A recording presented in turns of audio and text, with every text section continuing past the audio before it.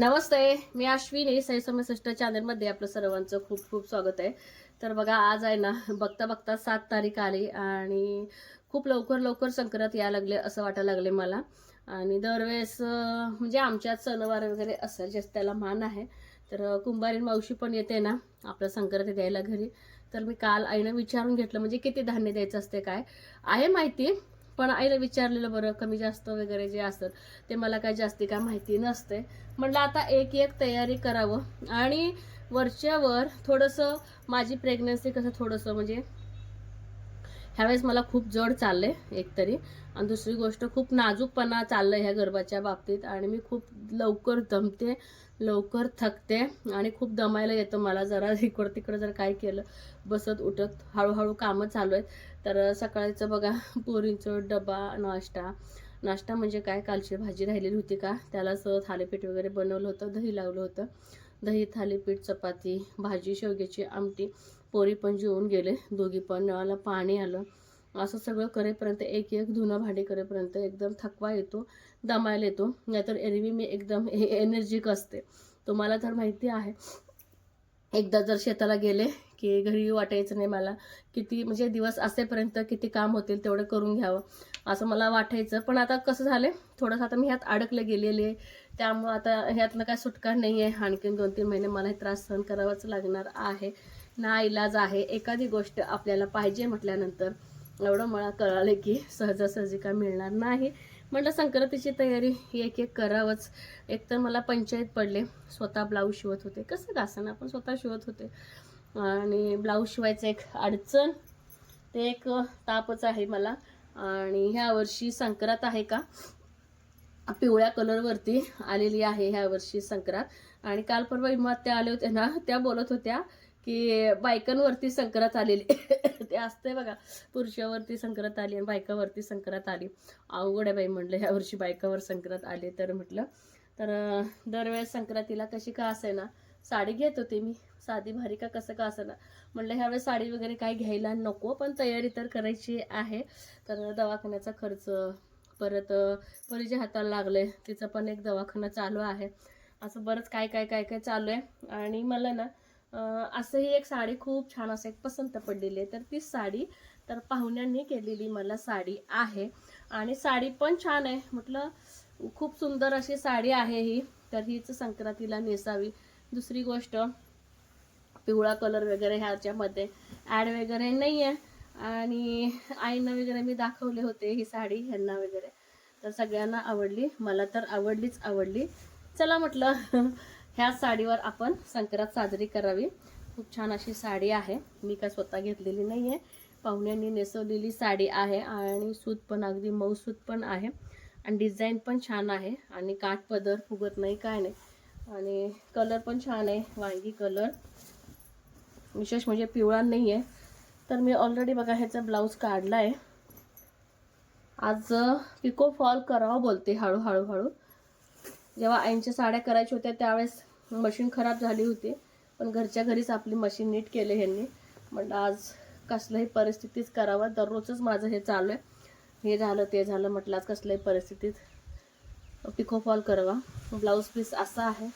तर ब्लाऊज ह्याच्यावरचं शिवून घेऊ का डिलिव्हरी नंतर शिवून घेऊ ह्याची मला चिंता लागलेली आहे, पण वाढलेले आहेत. आणि दुसरी गोष्ट, आणि परत बसतील न बसतील त्याची एक चिंता. मग ह्याच्यावरती कुठला ब्लाऊज घालू, कुठल्या कलरचं ब्लाऊज घालू, एक मला टेन्शन आलं.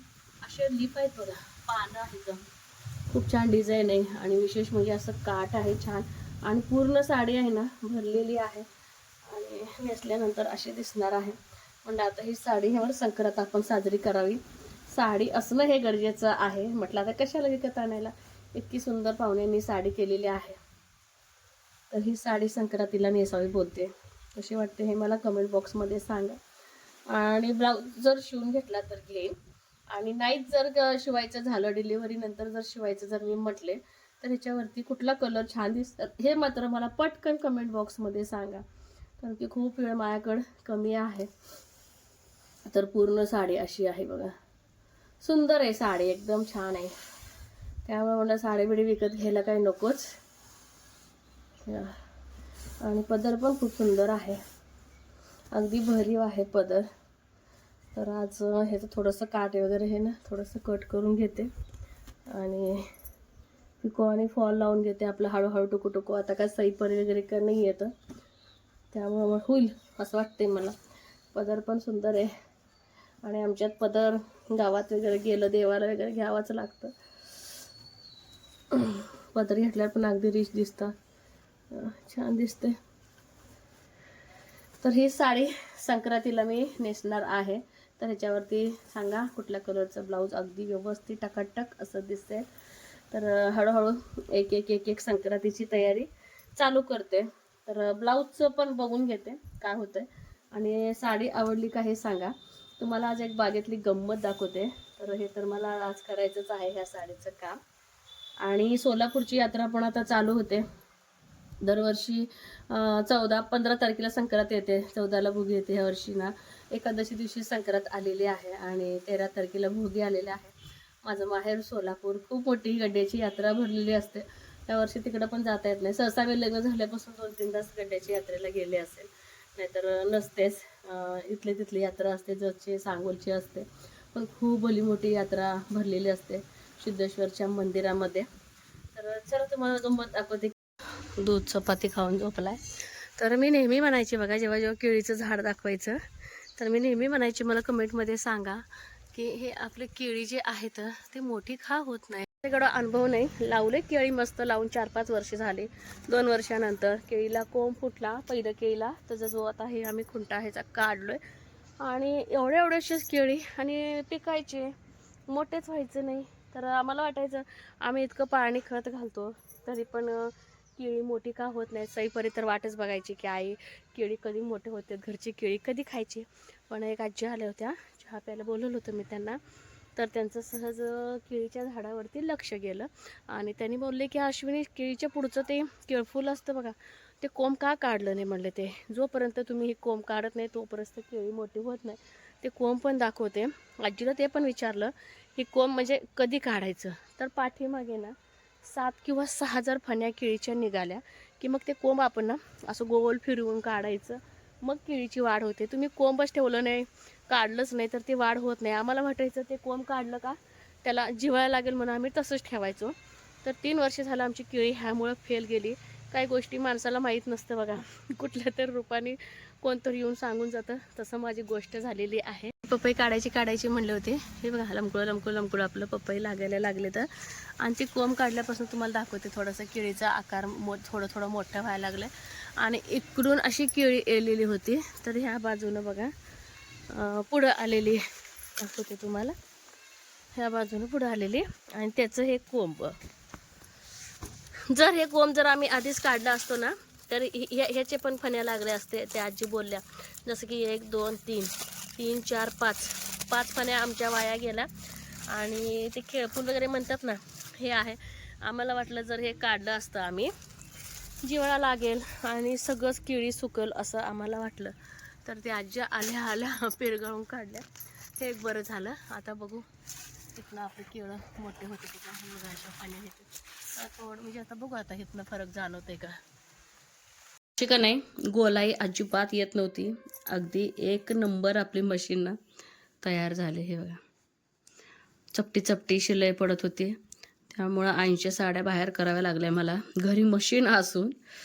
तर एकदम मस्त अशी गोलाई छान आपली मशीन ह्यांनीच घरात मला घरच्या घरीच रिपेअरी करून दिली. तर चला थांब लकी थांब. कितीला काय 2 द्या बघू 2. चला म्हातारीचे केस आलेत म्हटलं सईपरीला घ्यावं. कपड्याला की बाहेर मी एवढा कचरा जाळे परू पसरल वाऱ्याने. कुणी दिलंय? अगं बाई ग कसं वाटलं मला ते शाळेत आल्यावर सांग. बारे आहे की चिठ्ठी लिहून दिली व्हय. काय लिहिले? होममेड दिसते. सौम्या अगं बाई ग खोला तसं कशाला लय जाळ लावलंय परू मी कचऱ्याला. हा काढा. अजून फ्रेश झालं नाही वाटतं दोघी बी नाही. आता काय करू देशील का?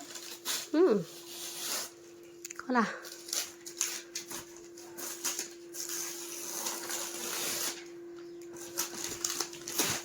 हे बघ कशी बसली आहे मनूबाई. अजून एक चिठ्ठी आहे काय? वाच बघ काय.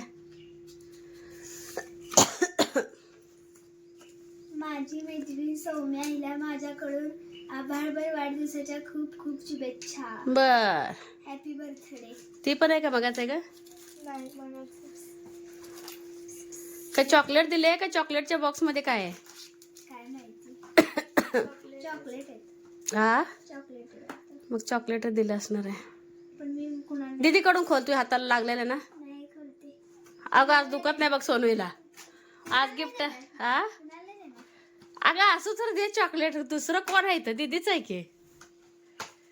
हा तुम्हाला ही घेतले पाहिजे म्हातारीची केस. अगं बाई श्रेया चॉकलेटचं बॉक्स दिले की ग बाई. छान छान दिले की एकदम बेस्ट. कुणाला नाही देणार. आता काय करू? दे दीदीला लय शानेस. मी नसते देत. दे मी दीदीला दुसरं आणून देईन बघ. हा दे. छान आहे. तिला सांग खूप खूप आवडलं म्हणून चिठ्ठीतच देऊन दे. 5 स्टार देणार. मग एक जरी दिलं तर बी बास होते आम्हाला. हो घे बाई ते घे. हा थँक्यू. घे की दिले तर सोनू. नको गं. हे असे आमच्यात असते बा काय तर काय. हे सोड त्याला खाली. चल मी बाहेर ना जाऊ का? तिला थँक्यू बोला श्रेयाला. हे घेऊन जाऊ काही लागत नाही ना आता. चला.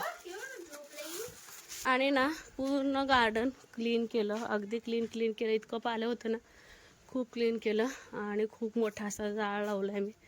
थोडं क्लीन केलं. तास 1.5 तास गेलं आणि व्यवस्थित गोळा करता येत नाही मला वाकून. एवढं राहू दे म्हणलं. परत बघू. जाई आली का बाहेर तू?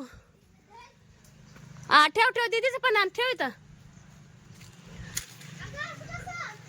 अरे तिथं ठेवलं टाकीवरती मी भांड्याची जाळी. लावलाय ग बाई. इथून तिथवर सह पालं. तुम्हाला सांगते तिथनं जी आपली पारिजातकाची झाडं आहेत 2 आपली पारिजातकाची झाडं आहेत आणि तिकडून पण पाला येतो आत्या त्यांचा वाऱ्याने. तर हा सगळं पोर्शन अगदी साफ केलंय. जळलं बघ. तर असं ना दिवसभर माझे कामं चालू असतात. भरपूर असा कचरा जाळायला घेतला होता. तर किती जरी केलं काम थोडंच आहे. दिवसभर रुटीन आपलं आहे ते आहेच आहे.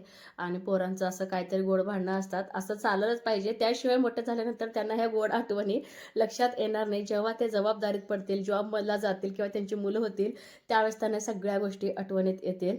तर कसा वाटला आजचा ब्लॉग हे मात्र सांगायला अजिबात विसरू नका. चॅनेलवरती कोण नवीन आहे का व्हिडिओ